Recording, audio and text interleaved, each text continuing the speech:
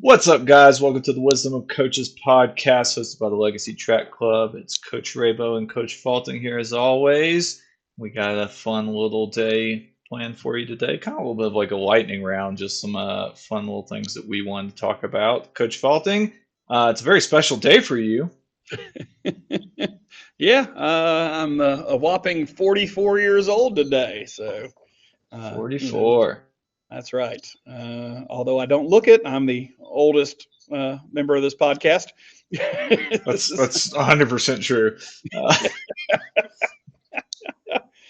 but it's been a good day so far. We got through three classes of teaching today. It's my off block now. Then we'll go out and do a little track today before all the storms hit that they're predicting for the rest of the week. But nice and sunny today. We'll have a good time today getting after it. So. Well, good deal. Yeah, we got some snow forecasted this weekend. Of course, we had like 2 months where we haven't really had anything. Of course, like after my marathon training is done and the marathon's over, then we don't have any snow, which is just poetic because it was like snowing every weekend, and I was having to like dip out early on Fridays to get my long runs knocked out because Saturday we would just get a bunch. But Rabo's um, law of running. one week, I needed one more good workout before my race next weekend, and of course it's showing snow all weekend, so that's all right. I'll get it in Wednesday. Give me a few extra days of recovery before that race. But yeah, so just springtime weather all around, I guess. But you mentioned track. How's track been going for Parkway High School? Pretty exciting times.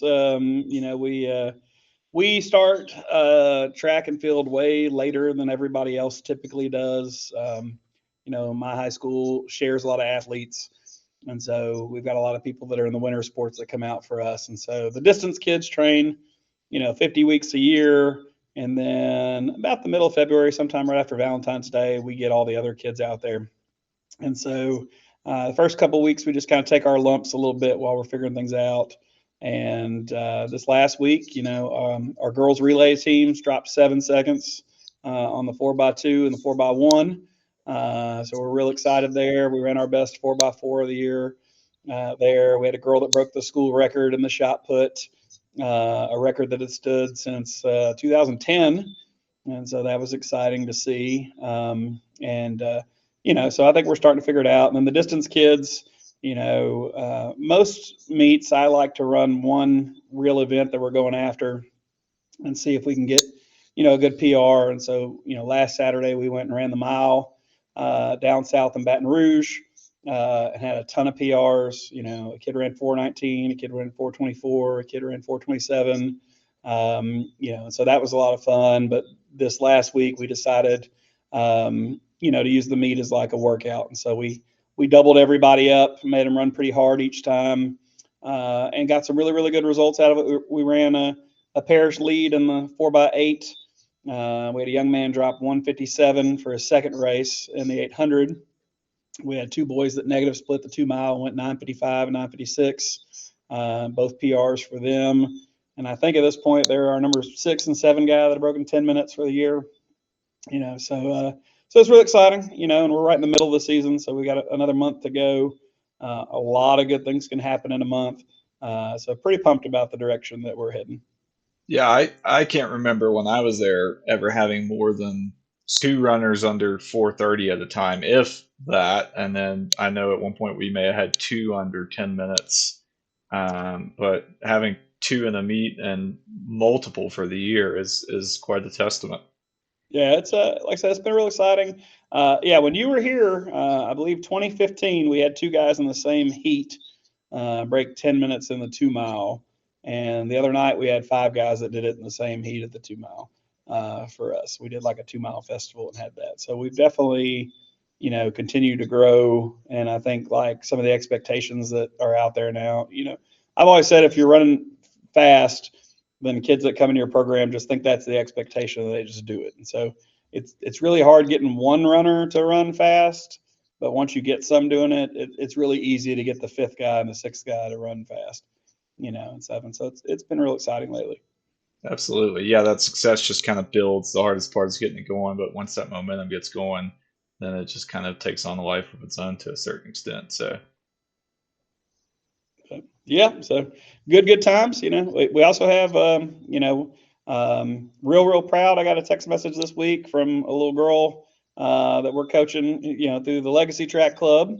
That's an 800 runner, and she joined on getting our services about a month ago, and was running 3:26 for the 800, and was hoping to break 3 minutes before the end of April, and very excited when we got the text message this week that she ran 2:43 like, at a meet, within 4 weeks of reaching out to us to get coached and stuff. And so that's a lot of excitement too, to just take a person wherever they are in their training and get them to get their goals and do something exciting like that. Is just awesome. So, although we don't meet a lot of these people who are trained all over the country, it's really cool to get that kind of feedback and see somebody. My gosh, and we've still got 3 weeks with her, so who knows what she's That's gonna get right. for. Yeah, Yeah, I could definitely see her getting even down a minute under that previous time. Just had a lot of improvement, and just goes to show this is obviously someone who, as talent, has been running. I think when she reached out there, she's a little bit more of a sprinter, but was running the 800 a little bit, and so I'm imagining her workouts probably were not fine tuned for the 800, and so I don't imagine there was a ton of different things that you were doing on your part, but really just kind of like focusing some of those workouts and maybe getting her probably a little bit more endurance stuff since she's a little bit more of a background of like a 200, 400 type individual. So yeah, fantastic. When you sent me that text message, I was floored. She broke through pretty quick, and then a couple weeks later dropped all the way down to 243. So I'm excited to see what she's able to do here in the next few weeks. yeah.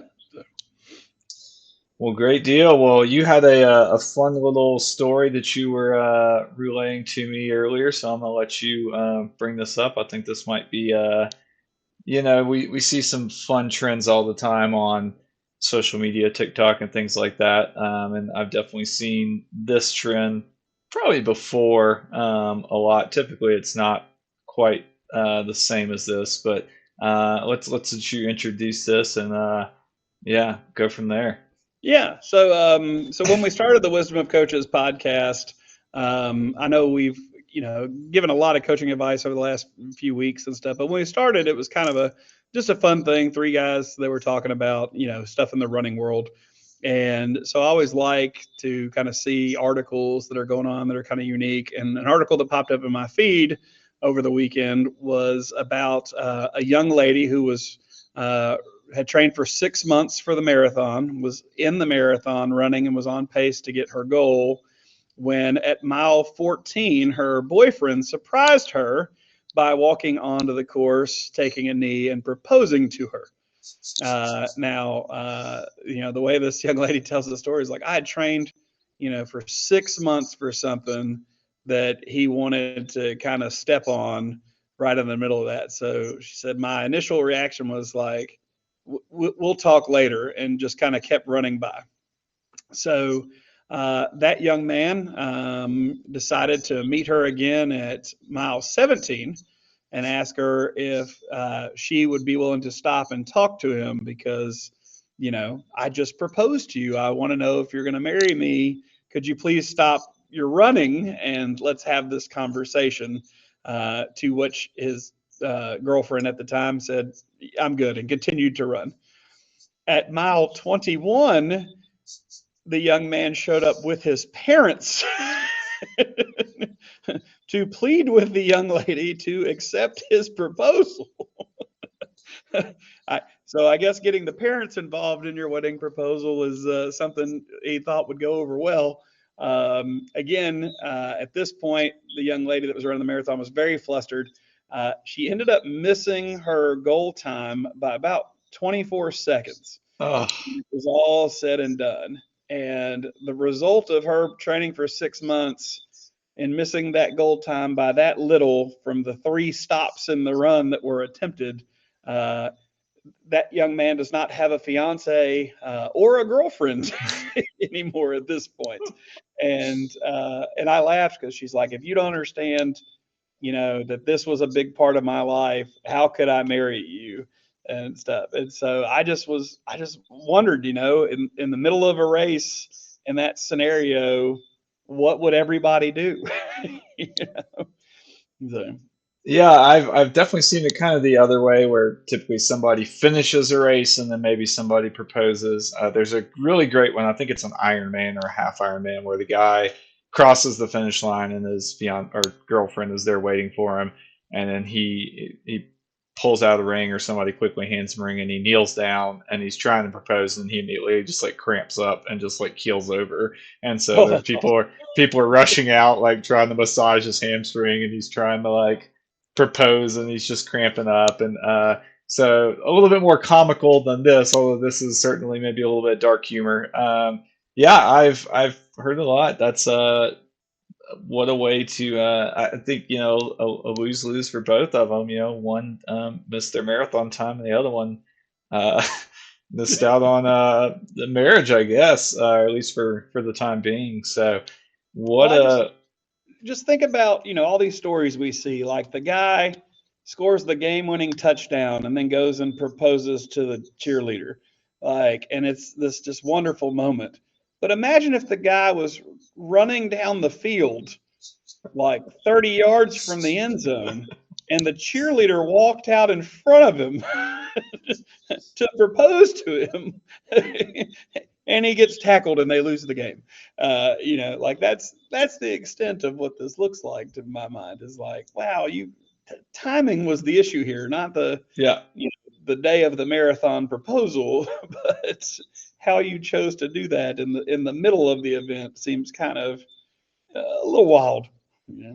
Yeah, I'm sure that's happened on a couple of occasions and has gone well. But obviously, this was a very motivated and driven individual who she knew she had a goal and wanted to hit it, and he obviously was slightly oblivious to that fact. So, what a world that we live in.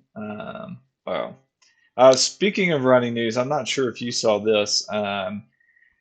So obviously, with the advent of super shoes, everyone has just kind of been getting on board. Nike was kind of the first to release these, and we've just been seeing these just coming from every company: Adidas, Hoka, Brooks, Asics, Puma has gotten out of the super shoe. We've seen some of even the lesser brands like Kraft and some of these that maybe aren't quite as prolific have been coming out with super shoes. But one of the, we'll say, boutique running brands, as I think they kind of like to be called, Tracksmith has come out Yeah, with a super shoe. Did you see that?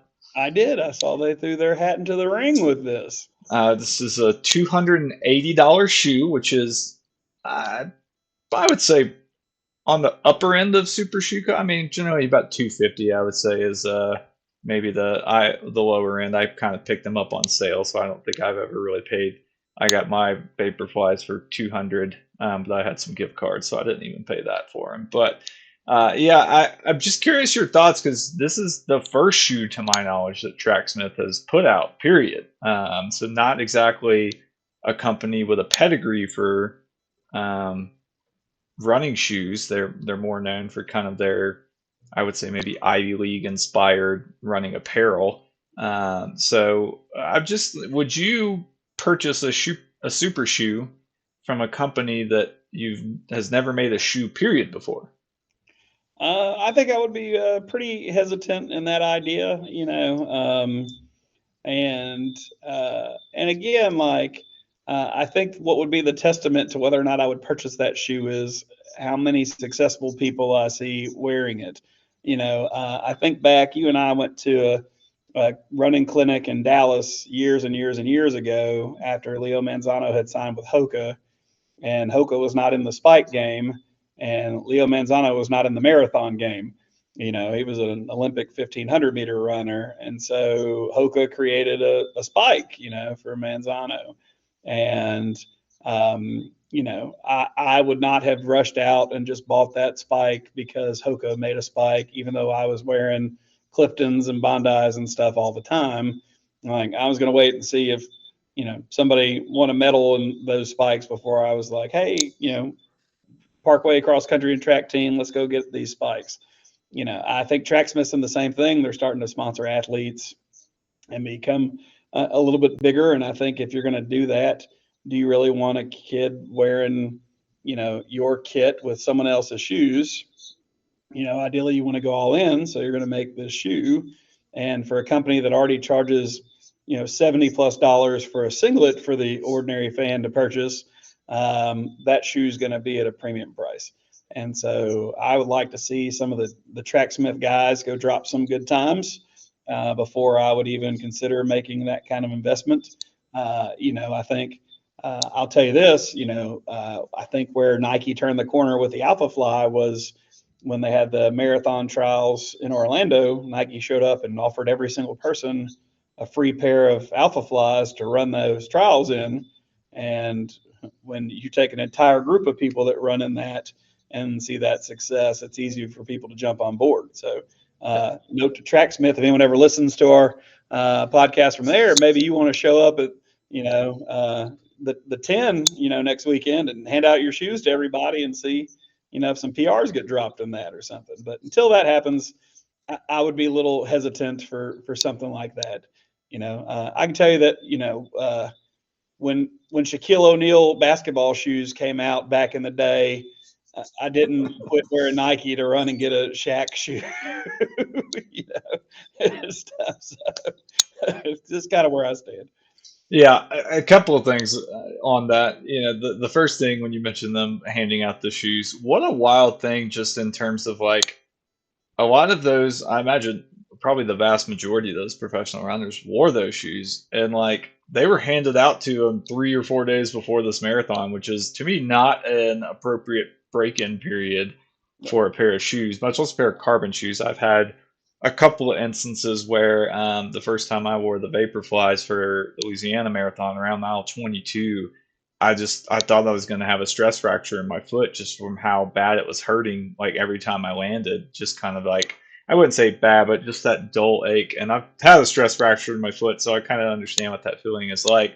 And then last year, I'm actually getting ready to go out to Desert Rats which is a UTMB event next weekend. And last year I did the 50K, and I wore the Ultra Flies, which is Nike's carbon plated trail runner. And same thing, these I didn't break in quite as much. And I spent a large portion of that race first with one foot hurting, then the other foot hurting, just from those carbon plates being so stiff and my feet not being used to them. So obviously, people running the Olympic trials are probably going to be wrapping up a lot quicker than I was wrapping up the Louisiana Marathon or the Desert Rats 50K. But it just seems kind of funny to me that there were probably a bunch of people who had never run in that Nike Alpha Flies before and got this brand new pair and were like, "Yep, that's what I'm going to do. I'm going to put these on for this race and go ahead and wear them." And I'm sure it worked out for a bunch.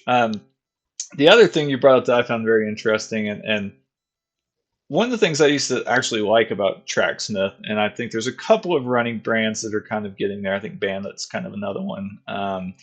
There's the other one that's like the rabbit is the logo for. I can't think of the name of them at the moment, but they are sponsoring runners, but they didn't have shoes, and I kind of thought that was almost an advantage, at least for runners, because the problem with shoe technology is if you sign with Nike, you're running in Nikes. The problem with if you sign with Hoka, you're running in Hokas, and there's been few instances of people who are like, I don't want to sign with someone because I can't sign with Nike, but I really love running at Nikes. And Right. so I thought that, that was one of the things that Tracksmith had going for them was, hey, we're going to supply you with a kit, but, you get to wear whatever shoes you want. And now with them coming out with their own shoe, I imagine that's probably not going to be taken off the table from here moving forward. So, Yeah, I mean, it's an interesting thing, line to walk. I think that, On did the same thing. They signed Yard and the Goose. And you look up and Yard and the Goose now has On spikes, and On didn't have that going in their repertoire and stuff. But again, like we saw On spikes at the Olympics because of that and stuff. And so I can tell you.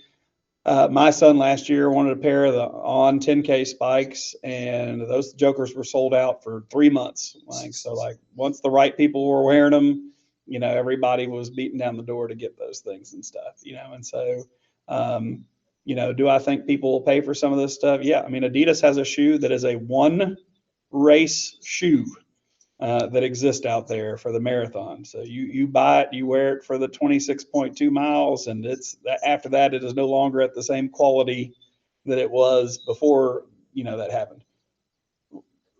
Somebody's going to buy that shoe. Oh yeah. Well, that's they have the Speedlands, which are like a trail shoe. That's like a $300 trail shoe with a carbon plate. Funny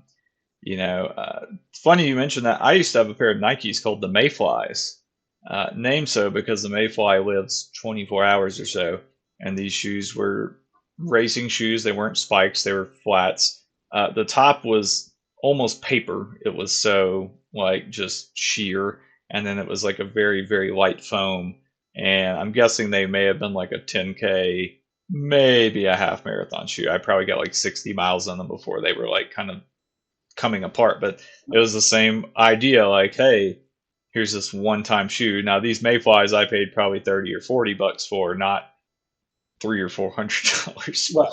I mean, they even make in the distance world now, like off of the track, they make shoes where the spikes are built into the shoe, Mm-hmm. and so there is no swapping out of metal spikes as they dull. It is, I have this pair of racing spikes that once they dull, bye bye the racing spike. I got to go get another pair and stuff, So, it's interesting, how much, the price of technology, that we're incurring is, but there's a market out there. If it wasn't, they wouldn't be charging these kind of prices and stuff, Yep, 100%. So yeah, but we'll wait and see. If I look up and we see a whole bunch of people dropping bombs in the marathon, maybe we look up and Allison Wells is rocking Tracksmith shoes. There you go. in Chicago or something like that. Well, just have to wait and see. Yeah. So yeah, as we're rolling into spring and summer, we're getting ready for outdoor track. As high school is well into outdoor track. I know college and the professionals are kind of coming off of some of their indoor track championships and really just kind of getting started going with outdoor track. But for those who haven't heard, Michael Johnson, the Olympic sprinter, world record holder. I'm not sure if he's still the world record holder, but one-time world record holder, has started a new track. Not sure what the right word would be. Series, maybe. Not unlike the Diamond It's a League. league. It's like the NBA. League. So we're getting the Grand Slam track league, and so this is very highly focused, I think, more on kind of sprints and shorter events. I do think they may. Do they have a 1500? I think they have. So they have begun to sign distance runners to the thing. What they Okay. are not trying to do is appease the field community of track and field. And so, Michael Johnson wants to get people passionate about track. He feels like, ratings have declined a lot in the track and field world. And so he's on a mission to save track. But if you ask him very bluntly, in interviews I've seen, he's not on a mission to save field. Oh man, well, the field events always get the short end of the stick there. But this kind of brought up something to me. And I believe we had, for those of us who used to listen to us way back in the COVID times, we had I want to say it was typically each week we'd have kind of a fun topic that Falting Percent and I would discuss, and one of them was like, how could you make track more interesting? And I probably said something like, oh, you should be able to bet on it or something like that, which now I'm sure that, like, with all the advent of sports gambling and stuff like that, you probably can't. No one probably is, but you probably can bet on track. So I was thinking about this the other day on the run, because when I'm out on these 2 or 3 hour runs, my mind just kind of wanders. And so was coming up with a couple of ideas for making track more interesting, whether this be Michael Johnson's Grand Slam League or just track in general. And so I'm sure you may have an idea or two. I have a couple I want to bounce off and just get your thought process. The first one would be one very easily that you could fold into, and I think this particularly speaks to one event, but the DMR. So the DMR is I'm gonna probably mess up the order here, but let's see if I can get this right. It's a 4-leg event You Yep. run a 1200 meter first, Correct. 400 meter second, 2 for 2. 800 meter third, and There then the you go. mile closes out. Boom. Okay. So this is typically not much of a high school event, at least not in Louisiana. Maybe some other states. I know we've gone to some distance kind of events where we put this on, but it's not something you're going to see at like the Louisiana State high school meet. But a very big college meet event. And I was just kind of thinking the other day, what would be really fun is if you made this event where you could run it in whatever order you wanted to run it in. So currently, everyone has to run the same order: 12, 4, 8, 16. But what if you could run it in whatever order you wanted, and you didn't have to disclose to the other teams what order you were running it in? And so Just you the would have official. to They knew how to. just the officials. You would probably have to have an official per team so they could keep track of laps and things, and they have a little cheat sheet. But I think this would make it very interesting because starting gun goes off, if you have a 1200-meter guy and you're going to like, we're just going to stick with how we've always done this, and then somebody just blasts off, you're thinking, well, is this a 1200-meter runner or is this a 400-meter runner? And so I think there's a lot of opportunity there for some blow-ups. Somebody going out really hard, somebody saving their 400-meter runner for the very end, and kicking down, someone who's running a 1200 or the mile. So yeah, I just think that it would be chaos, but sometimes that's fun. Yeah. So yeah, I'm a fan of that. Like I, I feel like, and it might be a fever dream or something, but I feel like when the mixed 4x4 came out, you could pick your order. And and now in the Olympics, it's the designated order of who goes when. But I almost want to say that when they first did this, you could pick your order because I remember a team having a huge, huge lead and handing off to a female anchor and then a male getting handed off to and like mowing it down to take the victory and stuff. And so whereas as now they're like to avoid that, we have a very set way of doing this and stuff. But yeah, I would love the excitement of heck. I'd love the excitement of even if you wanted to, we're losing right now, so we're just going to go ahead and hand off to our 400 leg, like no desert, like maybe the four guys all wear a different like jersey that delineates like which leg they are. And Yeah, then as the meet goes on, crap, throw one out there. Like we need to make up some huge time. We're gonna put the miler out there, yeah. and see what happens. Yeah, I think that would make for some excellent stuff. Um, I heard about an event the other day that I would really like to try, and it's gonna sound weird for a minute, but like a throws relay. Okay. All right. But the throws relay is not like we make the big men go out and run like the 4x1.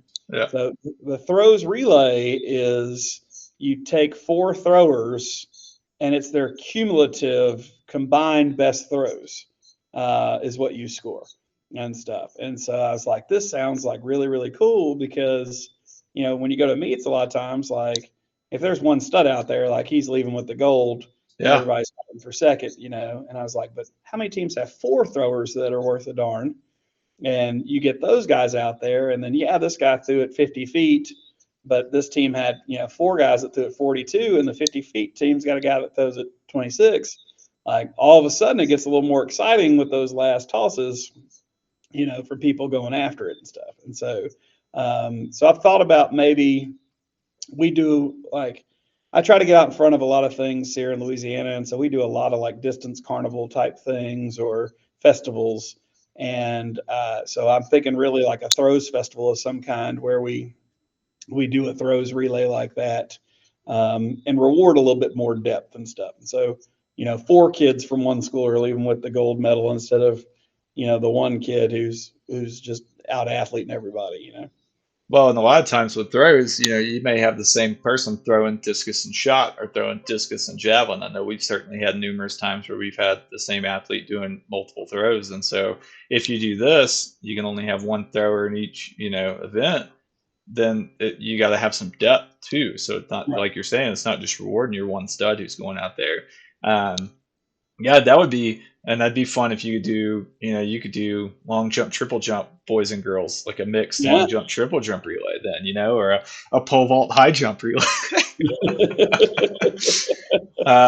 Just getting all kinds of ideas here. I think that's something. Yeah, I like bringing in, throws. You typically don't get the team aspect outside of the team, total team score. So something like that where you are, kind of forcing people to rely on each other a little bit more and having a little bit more depth. And I think, kind of like we talked about earlier, you start getting that person who's really good, who's winning every meet, suddenly realizing like I need to really, help coach up some of my teammates and show them, what it is that makes me so good. And you get some of that kind of peer coaching almost, where your star shot putters going out and like, all right, I got to teach these next 3 or 4 guys or girls like how to get this shot put just as good as I am, so we could start going in and competing in some of these, you know, team events for throws if we're doing the throws relay or something like that. So yeah, like I said, I think a new spin on an old classic. Back we were one of my assistant coaches. We were on the bus ride home from the meet last week, and he goes, I wonder which one of these throwing events didn't take place in ancient Greece, and stuff." And so we laughed and we were talking about things, and it's like, but I mean, the reality of this is these events have existed since ancient times with very minimal changes. I mean, we changed the Right. javelin, in the 80s, so it's a slightly different javelin now. But like the idea of throwing the discus, there are Greek statues of people throwing the discus. So to make that into something that would be a little newer, a little more modern, without corrupting the sport, could be something cool to think about. And especially like heck, if you did it at the Olympics, I mean, think about how dominant the U.S. has been in the shot put, Hmm. and now all of a sudden maybe you're giving Turkey a chance to make a comeback when it's 4-on-4 and stuff. Maybe it looks a little different than just, hey, Ryan Krauser showed up, so you guys just go take a Fight seat. for second. Yeah. Yeah. And we don't have to worry about a botched handoff ruining the throws relay every single year for the past 20 years. That's right. We're safe from that. I guess the equivalent of that would be the guy who throws it out of bounds.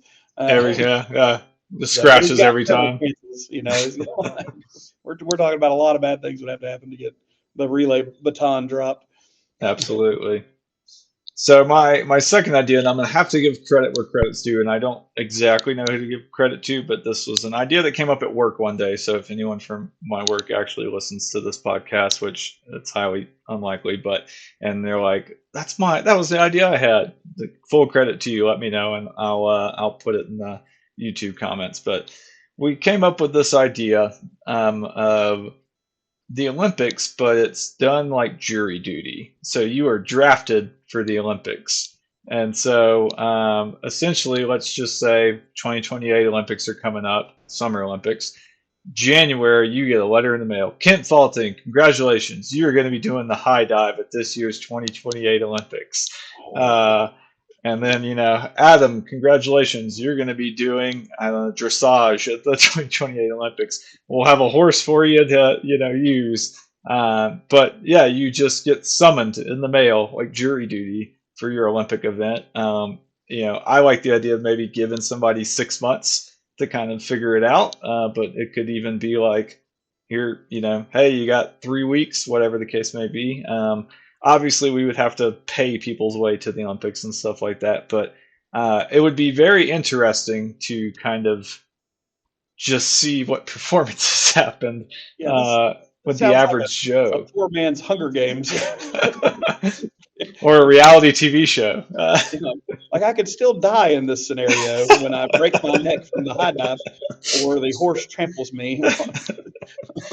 Like I'd be praying I got drafted for rhythmic gymnastics so I could Right? just hit that ribbon in the air. Well, that's the thing. And some of these, like hey, you 4 guys are doing bobsledding, and you're like, Winter Olympics to me is much scarier because it's like they're gonna pick me for the luge. Like people have died on the luge like routinely, so I don't want to be sitting on a sled, or I don't remember which one's the skeleton, which one's the luge. One you're laying on your back, one you're laying where your chin is about 2 inches off the ice, and you're Yeah. just shooting down this thing.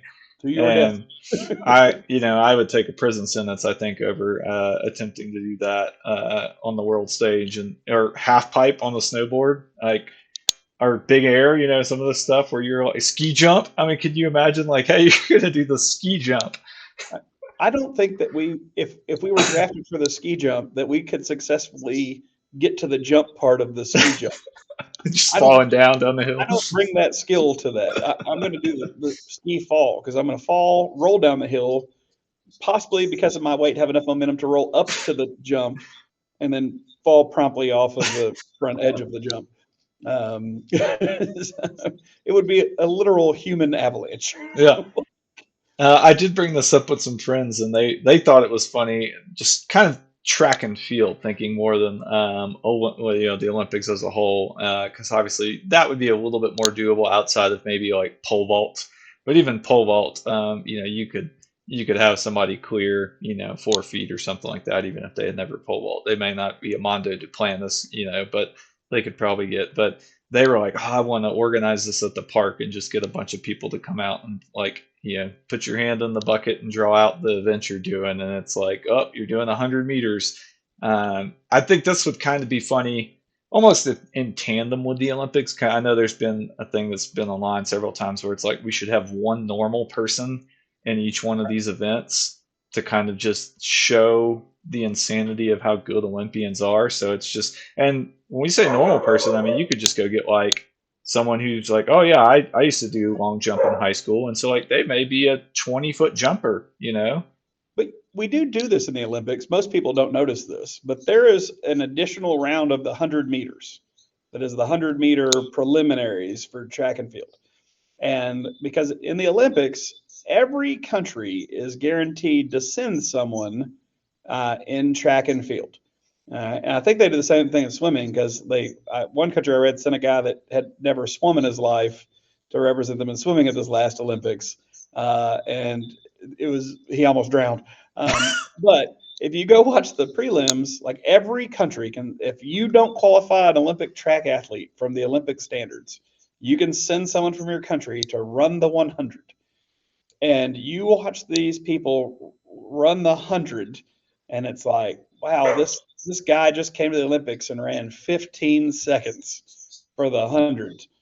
And then after the prelims are done, like it's like one person gets to go on to like round one of the Olympics against the Olympians. And so one person from like, Iran shows up to run this 100 after going through the prelim round.